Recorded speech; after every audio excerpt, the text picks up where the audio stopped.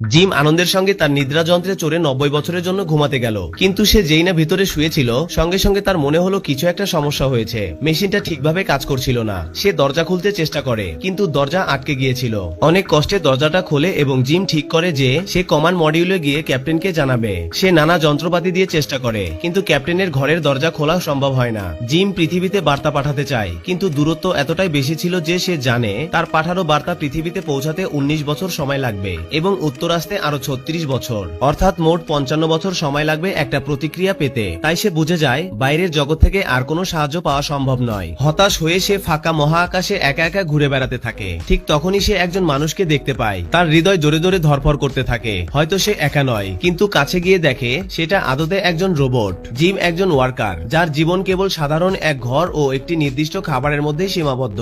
1 বছর কেটে যায় আর একাকিত্ব তাকে গ্রাস করতে থাকে। একদিন সে একটি সুন্দরী নারীকে নিদ্রা যন্ত্রে ঘুমিয়ে থাকতে দেখে। তখন তার মনে হয় কেননা এই মহিলাকে জাগিয়ে তোলা যায়। পরের দিন সে নিজের টুলকিট থেকে সেই মহিলার ক্যাপসুল শর্ট সার্কিট করে, ফলে সেই নারী জেগে ওঠে। এখন মহাকাশ জানে ঘুমের বাইরে কেবল তারা দুইজনই ছিল, ফলে খুব দ্রুত তাদের মধ্যে ঘনিষ্ঠতা গড়ে ওঠে। এনার জন্মদিনে জিম রোবট ওয়েটারের সাহায্যে পার্টির আয়োজন করে। এনা বলে এখন আমাদের মধ্যে আর কোনো কিছু গোপন নেই।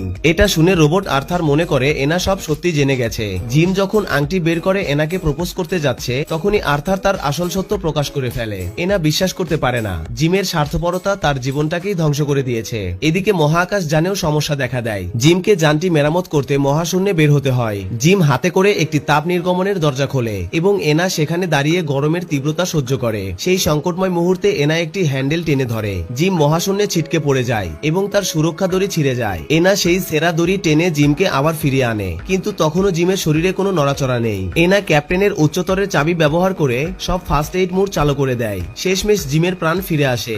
এখন মহাকাশ জানে কেবল একটি নিদ্রা যন্ত্র খালি ছিল। জিম সিদ্ধান্ত নেয় আবার একা হবে, কিন্তু এবার এনার সামনে ছিল বিকল্প। সে চাইলে ফিরে যেতে পারত, কিন্তু সে জিমের সঙ্গে থাকার সিদ্ধান্ত নেয় এবং শেষমেশ জিম তাকে বিয়ের প্রস্তাব দেয়। 90 বছর পর মহাকাশ যান তার গন্তব্যে পৌঁছে যায় এবং সব যাত্রী জেগে ওঠে। তারা যখন সেন্ট্রাল হলে আসে, তখন যা দেখে তাতে অবাক হয়ে যায়। সেই হল ঘরে এক অপরূপ বাগানে পরিণত হয়েছে, আর সেখানে ছিল জিম ও এনার স্মৃতিচিহ্ন, যারা সারা জীবন একসঙ্গে এই মহাকাশ যানে কাটিয়েছিল।